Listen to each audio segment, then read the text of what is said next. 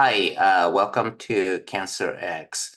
Welcome to the CancerX Global, and I'm Naoto Ueno, the host of this CancerX Global, and also I am the co-founder and co-representative of CancerX. So we'll get started, and okay, okay, can you see my slides? Okay, so welcome to World Cancer Week, and this started from January 28th this year. And World Cancer X is hosted by CancerX, and X stands for crossing, but this crossing has three different meaning, which is really to collaborate, bringing in changes through the collaboration to make a new movement, and ultimately crossing out cancer. So we have one of the largest platform in Japan, in person as well as digital, starting from 2019. So CancerX has different themes since 2019, starting from Cancer So What, followed by Breakthrough Limit with Cancer, exchanging idea and sharing views, and collective actions. So each year we have different themes. And this year, the theme is Empower Through Dialogue. This CancerX, as I mentioned, that the idea is to crossing different type of topics, and you can see some of the examples. So you are now attending CancerX Global. CancerX Global, CancerX Global idea is to have a world's perspective from from leaders from a different part of the world. And this year, we will be focusing patient advocacy. Today's video will be translated into to Japanese, and in Japan, the following day, we are expecting to have a workshop so that we could learn from all of you today. So finally, CancerX is a proud member of UICC, and this session is also is recommended by UICC, and we are trying to align with the theme of the UICC, which is Close the Gap. So that's it for that ends my presentations, and I would like to have each of the panelists to be turning on camera, starting with Mr. Yoshiyuki Majima and Karen Knudsen and Kathi Apostolidis. Great, so welcome. So we're going to have, starting each of you to have a self-introduction about yourself and talk about perspective. And we have two themes, which is a challenge and future perspective. So take it on, and we're going to be calling by our, by first name, if that's okay with you, to make it more kind of casual feel. So Yoshi, go ahead, please. Okay, let me share my file first. Okay, can you see my slides? Yes. Okay, great. Well, first of all, thank you very much for giving me this opportunity to talk about my advocacy work in Japan. I'm a president of many patient organizations, starting with first Pancreatic Cancer Action Network of Japan, and I'm also president of Rare Cancers Japan, and also Forum for Japan Cancer Patients. And I'm also a board member of the Japan Federation of Cancer Patient Groups, which is the largest in Japan. Okay. Well, first of all, I got involved into advocacy work in 2004 summer because I received one phone call from my sister, which changed my life. She told me that she was diagnosed with pancreatic cancer, stage 4. And she was supposed to take care of my mother, but because of that situation, I had to come back to Japan. And when she died in 2006, I decided to take a revenge for her in pancreatic cancer. So I started Pancreatic Cancer Action Work Japan. And my work got involved in getting the early approval of FDA-approved drugs in Japan. And I started the petitioning the government in 2011, then 2013, and this 2015 petition to the Minister of Health and Labour Welfare to ask him to get their fast approval of nab-paclitaxel, which was FDA approved back in 2013. So our petition was in 2015, which means 2-year delay of drug approval. But back in 2011, a typical drug approval delay was 5 years. And as you know, the pancreatic cancer patients cannot wait 5 years for new drugs to come to Japan. So that was our main task in Japan. And we kept doing this each time the FDA approved drugs come onto the market in the United States. So we kept on doing this. And also, a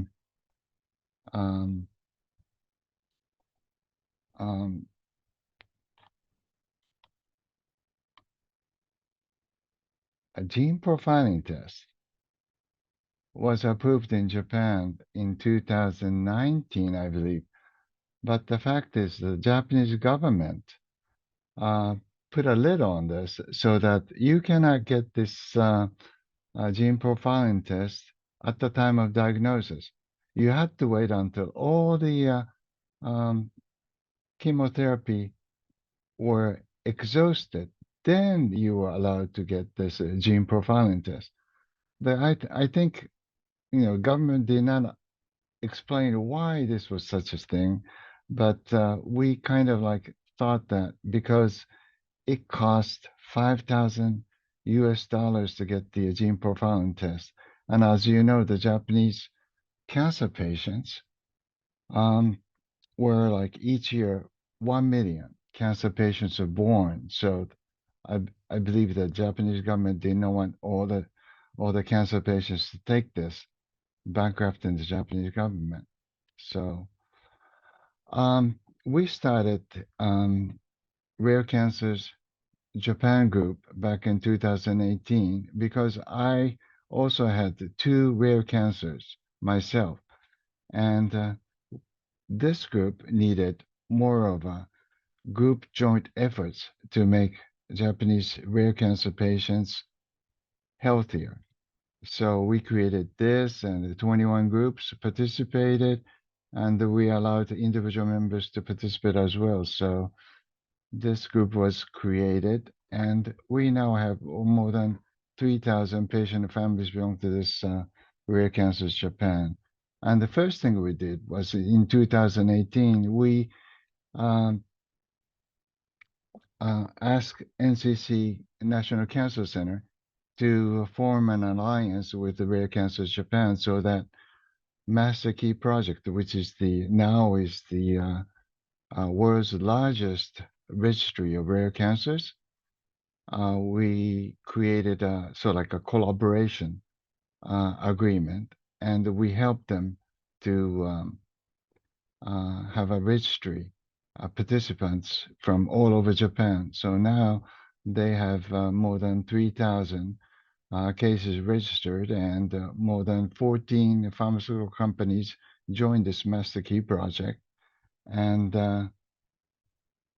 many academic institutions joined as well. So we're happy that we're making a progress in Japan. And this is the time that we signed National Cancer Center in RCJ chain, and we had an increase of registration going forward. And we also, as a Rare Cancers Japan, started the research about the patient engagement status of Japan. And we used the UPATI scheme in in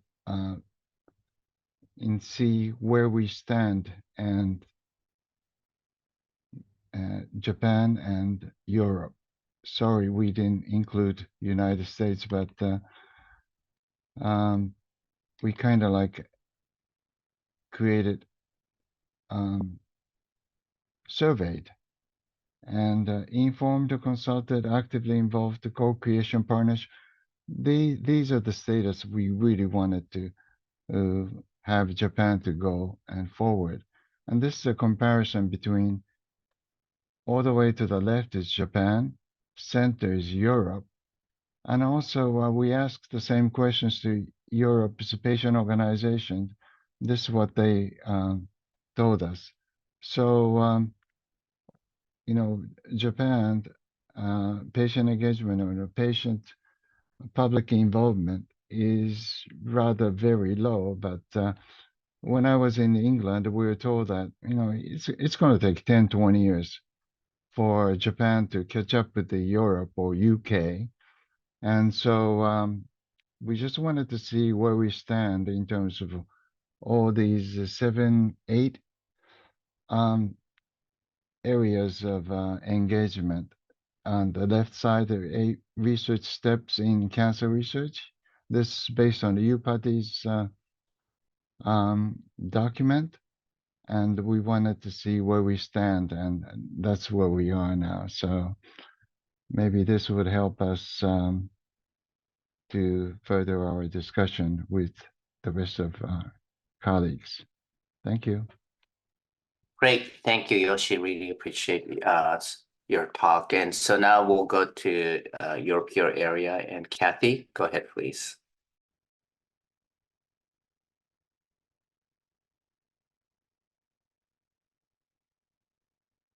Kathi, I think you need to unmute yourself. Yeah. Sorry. So thank you very much for the invitation to your CancerX Summit. It is something very important and interesting for me, coming from Europe to the other end of the world, because we have also members in Japan, believe me, in Australia, Asia, and also in South America. Now, I would like to ask you, how would you feel if during your summer holidays and while putting some cream, a woman would feel something, a little growth on her breast? What would you do? That's what has happened to me in August 1990. And at the beginning, I did not pay any attention, but next day when we came back home from holidays, I realized that there was really something, and then I started to worry. So I searched immediately to talk to my doctor, and I was lucky that my oncologist was still in town, so he arranged for all the testing. And of course, you guess it was breast cancer. And moreover, he told me that I should have it operated soon. So then the very well-known cancer pathway started. And what do you do in a town where everybody is in holidays? You don't know anything about cancer. And moreover, at that time, in 1990, only very few cancer patient organizations in Greece still existed. So I started to look and turned to my internet. And this was very important because in 1990, very few organizations and very few companies had internet already. So I started looking on the internet about breast cancer, but there was so much to look at. You didn't know where to start. Then, well, I tried to make sense of it. And after the first shock of the first days, I tried to get organized and try to learn as much as I could. I had help from my sister who came from Brussels with a pack of books on breast cancer to look through. We decided to take a few days, holidays, before coming back to town and see for the operation. But it was also very strange that all doctors talked then about mastectomy for something that was very small, in my opinion. So coming back from holidays, I looked again on the internet and found a very strange word, lumpectomy. It was a report on this new kind of operation for breast cancer. So I was enthused about it, printed and went to see 3 of the top surgeons in Athens. But at that time, when they saw me with a printout from a computer, they said, "Oh, what is this? This is not serious. We do not talk about things from the internet." I was really disappointed, and I started to make my pre-op testing when, in the announcement of a conference, of a cancer conference, I saw that somebody was talking exactly about lumpectomy. That same date, I made an appointment with him. He had a thorough talk about what he was doing, how he would do it. And then I got my operation, a lumpectomy operation. So now you understand how important it is that patients get informed about their disease. You need, of course, you cannot become a doctor. You cannot know everything, but you can get an understanding of what your doctor talks about. And if he says that a mastectomy is the rule, you have to understand why it is the rule and why it is good for you. So that was it, and that was also my start into cancer patient advocacy. Why? Because at that time, I did not find the information and support I needed, and I thought that if I would shed light into what a newly diagnosed need, that there would be a change, and other people would find it more easy to navigate cancer in the first first weeks. So after completing my treatment, after 3 years or so, I became a member of a breast cancer patient organization in Athens. I learned a lot. And also I got active in cancer patients' advocacy rights till 2005, when for the first time I attended an international conference on breast cancer with representatives from all across Europe. That was a kind of new opportunities that I saw open to us, and I understood then that power is in joining forces. So around that similar time, I had seen an announcement for another conference, the European Cancer Patient Coalition first masterclass, as they were calling it at that time. I looked into their statute, see who they were, and I was surprised that it was a coalition of European cancer patient organizations aiming to advocate together about cancer in all its forms, rare and common, young or old patients, solid tumors or hematology.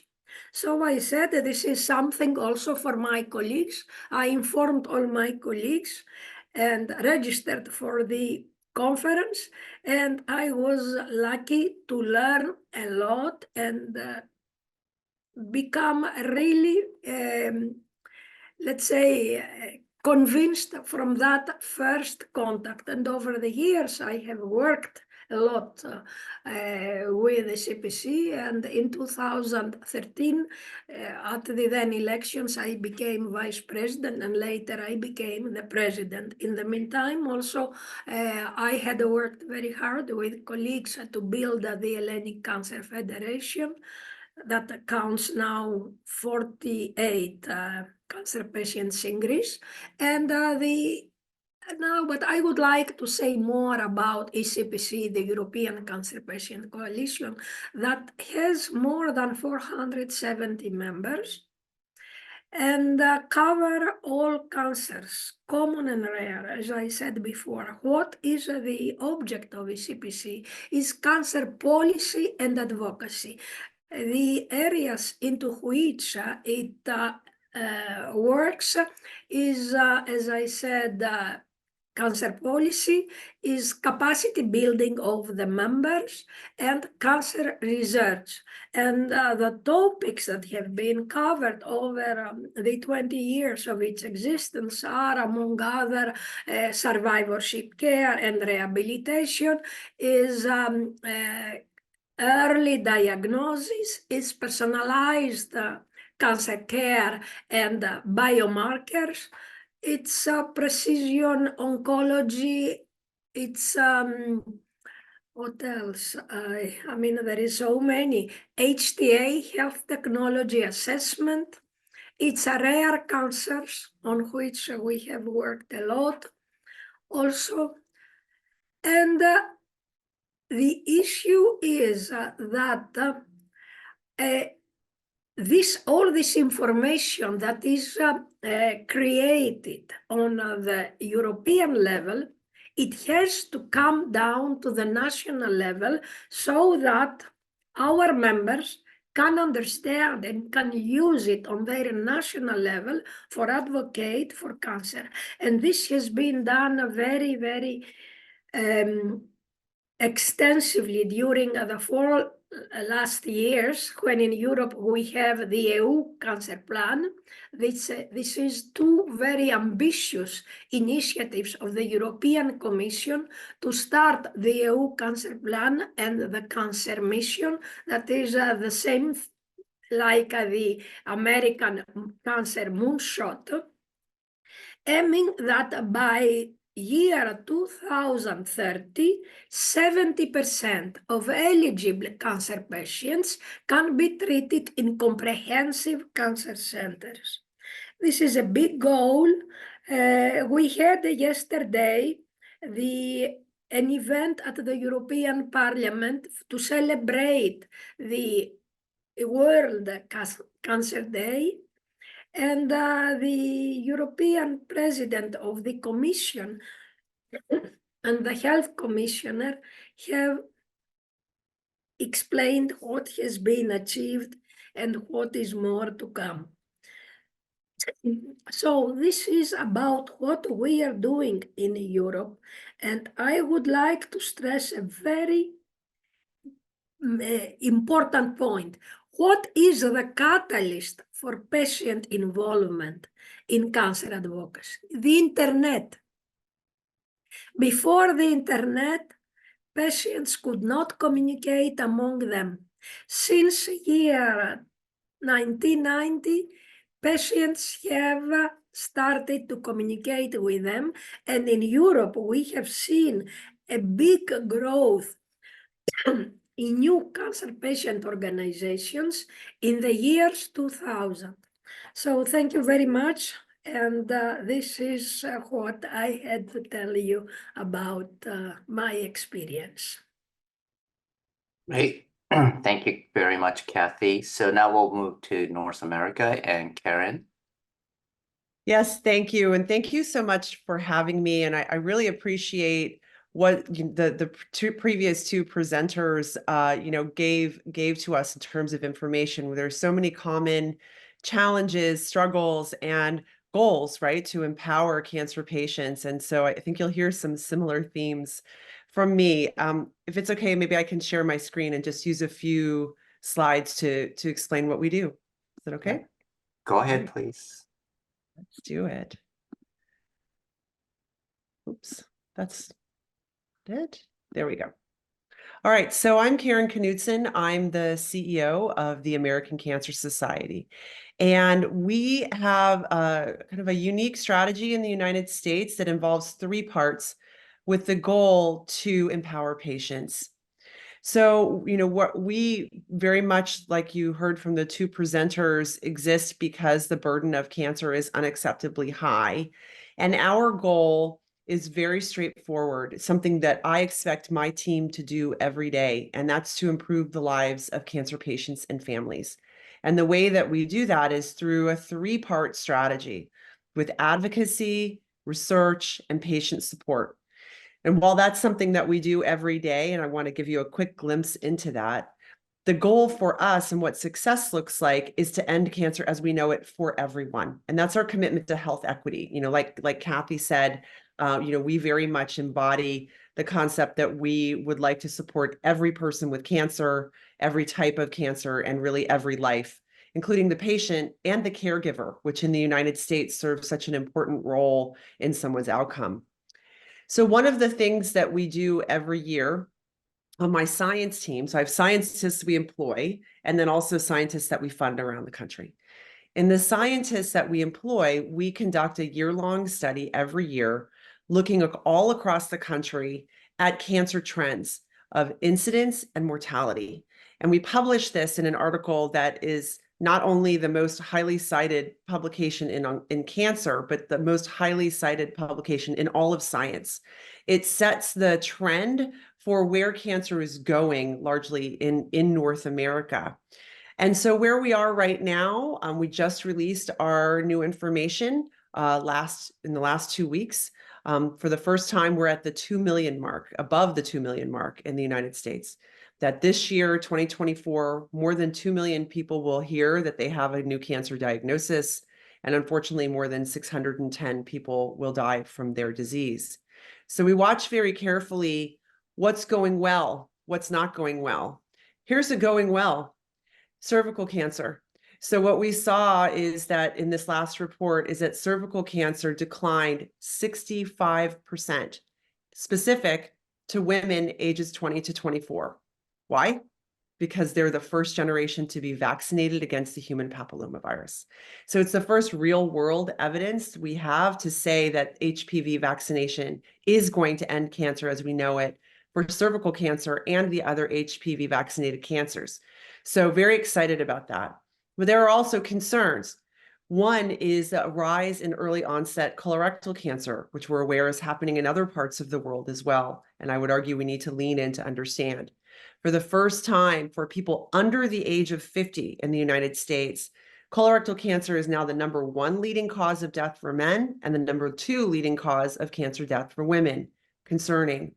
We also know that there are 4 screenable cancers on the rise. So these are the kinds of things that we watch that help set our priorities in the US and in North America.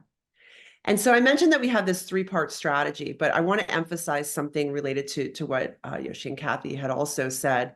Our goal is patient centricity. So the decisions, we love scientists, but they're not our stakeholder. It's the patient and the family. And so what can we do? We do stand on every program that we run to be focused on health equity and equitable outcomes across the country for cancer, using cancer discovery, patient support, and advocacy. So what does that look like? I talked to you about the fact that we have our own scientists, but we also fund cancer research across the country. In the United States, we're actually the largest funder of cancer research outside the US government.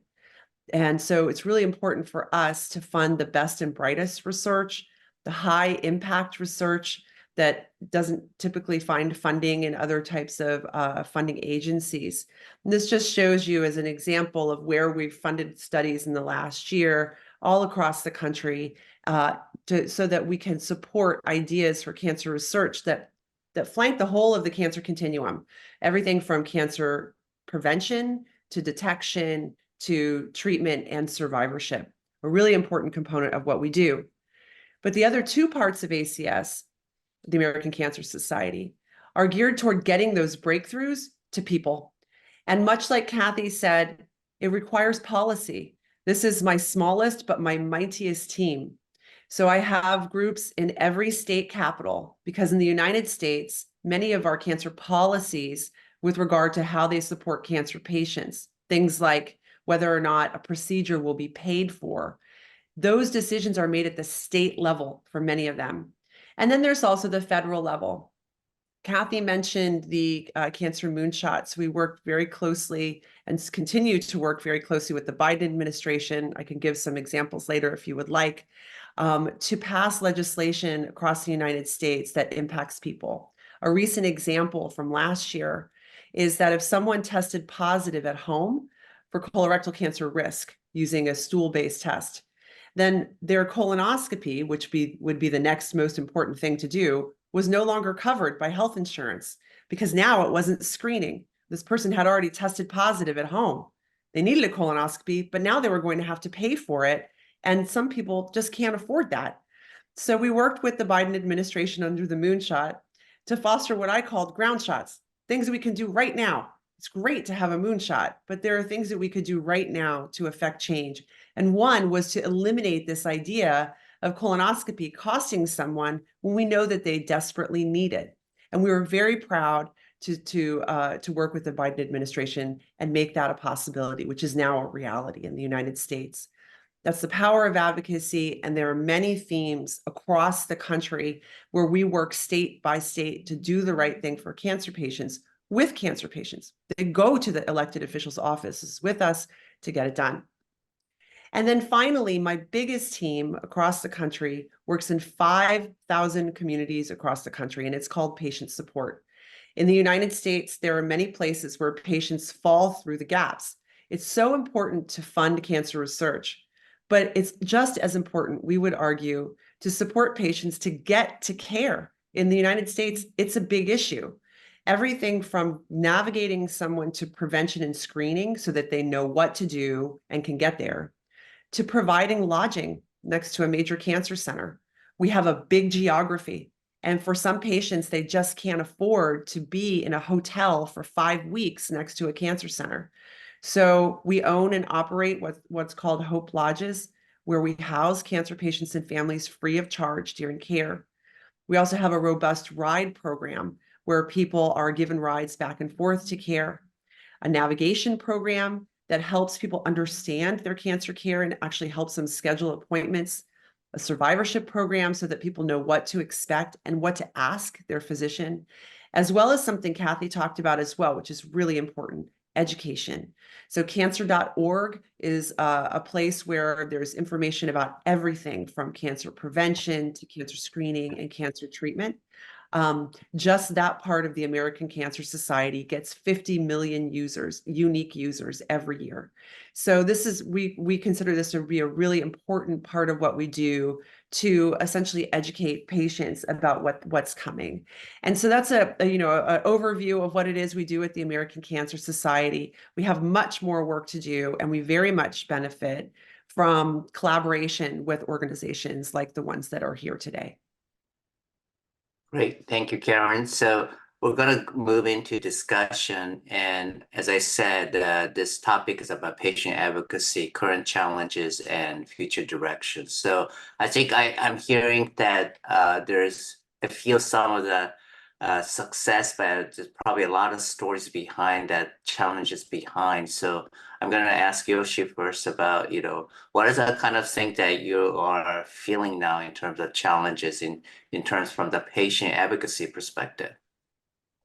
Yes, just Karen told us that there are 3 pillars, and one of them is pushing the cancer research forward so that cancer will be possibly be gone for all we know. And, I really appreciate the United States advocacy groups to push the cancer research forward. Like, our organization, Pancreatic Cancer Action Network, the main goal is to have the pancreatic cancer curable, and I really appreciate that. And for us in the pancreatic cancer Japan, we cannot do exactly the same thing as the advocacy groups in the United States, because in Japan, the cancer research funding is very tough to come by. We push in the Japanese government to support many cancer researchers in Japan, but the kind of funding is not exactly like what we see in the United States. PanCAN headquarters is pushing the U.S. government to fund the pancreatic cancer research, and it used to be that it'll be like 13 or 17 million per year, but now it's up to that 10 times more than that in the United States. But in Japan, it's really not exactly the same. So we definitely need to push the Japanese government to fund researchers in Japan so that we have more of an impact, good impact for the cancer patients in Japan. You mentioned that 2 million new cases each year. You have 3 times more population, and we have 1 million new cases. And that's kind of like crazy in Japan. Why do we have so many more cancer patients in Japan? They need to do more research and find out, and to find more cures in Japan. So that's our challenge, I think. Yeah, thank you. Great, thank you. And Kathi, what do you think about that? I mean, what's your challenge now? Well, I appreciate it to listen what to Yoshi said, not only because rare cancers are of great interest to me, but also because myself, besides having breast cancer, I am a carrier of a very rare mutation that gives rise to pancreatic cancer. And as a matter of fact, we are in the same group with Yoshi. I happen to be a member of the steering committee of the World Pancreatic Cancer Coalition. And as I said before, we have worked a lot in ECPC for rare cancers. Why? Because rare cancers, because exactly of the rarity and the lack of diagnosis and treatment, they are very eager not only to search around the world, but also to connect among them and with researchers. And we have in Europe more than one example of rare cancer patients and rare cancer patient groups and associations who have not only started their own biobank, who have started their convinced researchers to adopt their research questions, that this is really encouraging and giving let's say, interest to other cancer patients in other cancers to collaborate with researchers for less researched area of the disease. Why? Because cancer patients are very knowledgeable of their very little part of cancer. Doctors are obliged to know everything about cancer or about a broad category like breast cancer, but breast cancer is not one cancer, it's several cancers.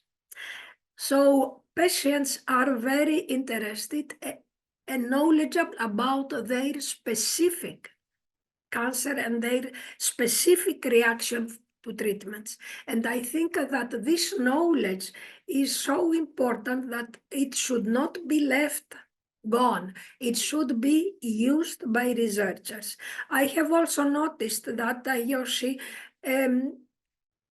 mentioned that the Japanese government is not financing as much as it should as a big country, cancer research. Then what can we say in Greece, which is a small, much smaller country with limited funding, where the research funded by the government and universities is a very, very small proportion.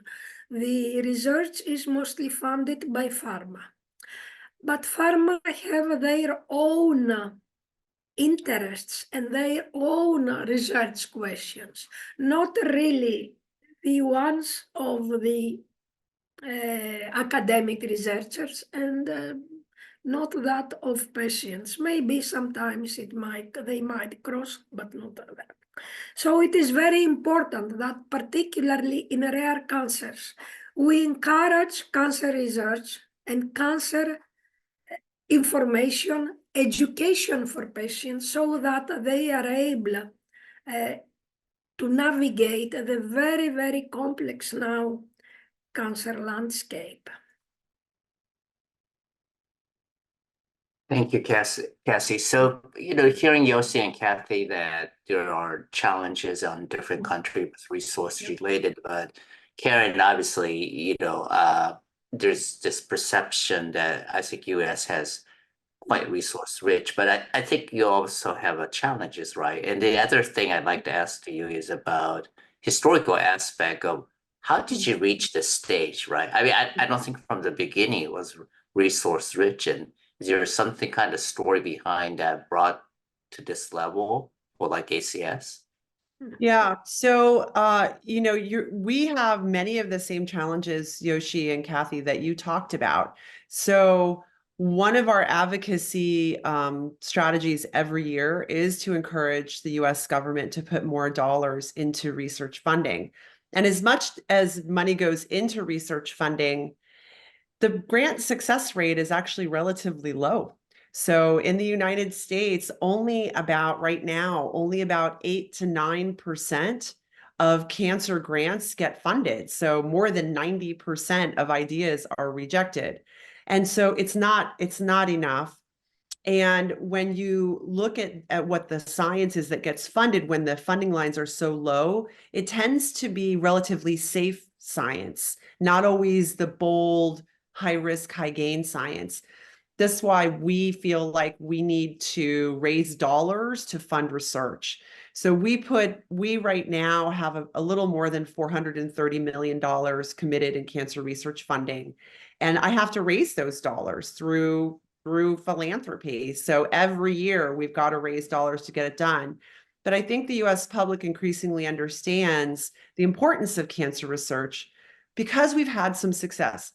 So if you look in the United States at the trajectory of cancer mortality, the high watermark when we peaked on cancer death rate was 1991.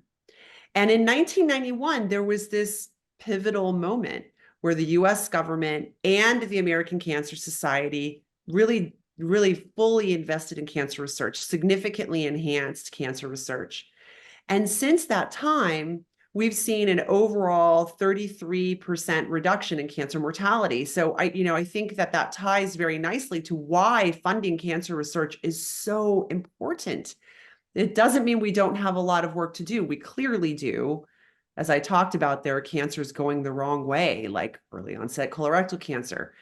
But so we definitely need more access to cancer research breakthroughs. But here's what I would also say. When you unpack what's in there, and you look at that 33% reduction in mortality since 1991, you see that the vast majority of that mortality reduction comes from prevention and early detection. As much as we invest a lot in new treatments, and we need to, there also needs to be this push toward getting more funding for prevention and early detection. Those studies are very hard to fund because you need to follow people who are healthy over a long period of time. So we have this conundrum. On the one hand, we know we need to shift to earlier in disease course, but on the other hand, that's the hardest place to get funding and to do a research study.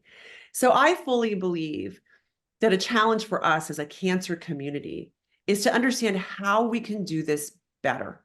How can we learn from each other? How can we share resources so that we can take these difficult studies that are prevention, early detection, and put them into play so that more people benefit? Great. So thank you, Karen. Naoto, sorry, I would like to add that Yeah. to what Karen said, that yesterday at the European Parliament, the Health Commissioner announced the collaboration between the EU Cancer Plan and Cancer Mission with the American Moonshot.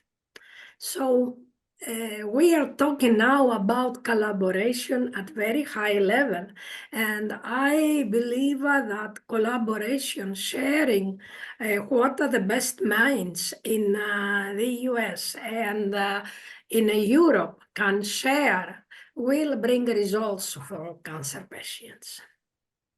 Yeah, Thank you. that's exactly, I was going to ask Yoshi about this collaboration type of thing. And what can people really do beyond your country for, advocacy collaboration that kind of empowers? Because it seems like everybody has a different perspective, but sometimes it's kind of a domestic in terms of how we think. And anything from Yoshi, from your perspective about? Sure. The Karen said that the biggest bang comes from early detection. For example, in the pancreatic cancer, our headquarters in California, shooting for 20% survival rate for 2030. We passed the 5-year survival of 10% back in 2020. Now we're shooting for 2030, 20% for pancreatic cancer patients. Now that can come from early detection of pancreatic cancer, and that's a big bang for cancer research, a dollar to go into early detection.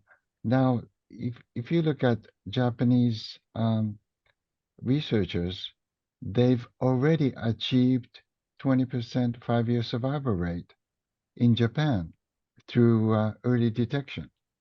They use EUS and other methods, and the method is called the Onomichi method. That comes from Onomichi City, where the pancreatic cancer researchers achieved the early detection and achieved the 20%. Actually, it's better than 20%. So we could learn from those researchers and try to implement that throughout Japan, and not just one city, but if we could do the same thing all over Japan, we can actually achieve better than 20% survival rate in Japan. And doesn't take any more research dollars to do that. So I don't know how we could spread that good message throughout the world so that pancreatic cancer patient can get early detection benefit. Karen, what do you think about what Yoshi just said? Or Yeah, I think that's exactly the kind of thing that we need to be sharing. I think sometimes the impediments with collaboration country to country come with funds flow, right? Of a reluctance of governments to, except in extraordinary circumstances, to release dollars for an international collaboration. So I actually gathered a whole series of cancer leaders last year. We wrote an opinion piece about this. We wrote a paper about this to talk about the importance of international collaboration. Yoshi, what you just talked about is incredible. I mean, pancreatic cancer is not a screenable cancer, largely, right? And so the idea that there are breakthroughs in early detection is so critical. And because there are there are opportunities really to collaborate on a large scale. For example, we have cohort studies where we have followed healthy individuals over their lifetime. Our current cohort is 306,000 people, and we have all the information about them. We have, DNA, we have saliva. We have blood, and if they've developed cancer, we have tissue from that patient. So, and that's the kind of thing that a collaboration could look like for those patients in the cohort who developed pancreatic cancer. Could we have used that test to detect it? I'm not sure. But if that's still a reasonable study, if we have the materials, you would need to get it done. But it's the kind of thing I would hope that we could ask if there was an easier way for dollars to support international cancer research. We need to learn from every patient. And right now we can't. We're only learning from patients within our own country. And I think that's a problem. So I love the idea of us putting as a bold goal how it is that we develop ways to take the highest priorities and then develop international research studies around them. Kathi, you want to say something? I would like to add to what Karen said, that we do not need only dollars or euros for research. We need also patients educated and able to participate in cancer research. In the USA, there is the PAIR, the Patient Advocates in Research Group, of which I am a member for many years. It started, of course, with 2 breast cancer advocates, but now it covers all cancers. And these American expert cancer patients participate in many research programs. I would like to see this also flourishing in Europe and also in other parts of the world, so that patients everywhere can understand how they can interact with researchers, how they can translate their lived experience of cancer into something actionable for researchers, how they can translate their concerns into research questions. And this takes time, of course. And I believe that the example that the PAIR offers could be replicated in other parts of the world and also more extensively in the USA. Great, thank you. So I think we're getting towards the end. So I'm going to give you 3 of you 30-second to like a pitch, what you want to really tell to the patient advocates that, how you see the future or what's your ask. And so starting with Yoshi, 30 seconds, less than 30 seconds. Okay. Okay, thank you. I learned from cancer advocates in Europe as well as in the United States, and they have so much to offer in terms of like educational materials. So we should learn from Europe and the United States so that our cancer advocates can increase their capacity and learn from and work together with Europe and the United States cancer advocates. Thank you. Kathi? Well, what I would suggest is that every cancer patient tries to learn as much as he can about his disease and get networked, connect with other patients in his country, in his region, but also abroad with the same disease. And also try to learn about cancer research. That's the only way, joining forces. Great. Thank you. And Karen? I agree with both my colleagues. I encourage everyone to visit cancer.org. We actually have cancer materials across the entire spectrum, and some translated into multiple languages. We're working on doing more. But what I would say to encourage patients and build on what Yoshi and Kathi said is to encourage every individual to understand their screening plan. Early detection is key for cancer survivorship. And no matter what country you live in, understanding that there are differences in the way that we do screening, to have that question in mind at the physician, what is the right screening plan for me based on my age, my genetics, if I know it, and my family history and my own personal history. So important for every patient to empower themselves with that knowledge. Right, ditto. Yep.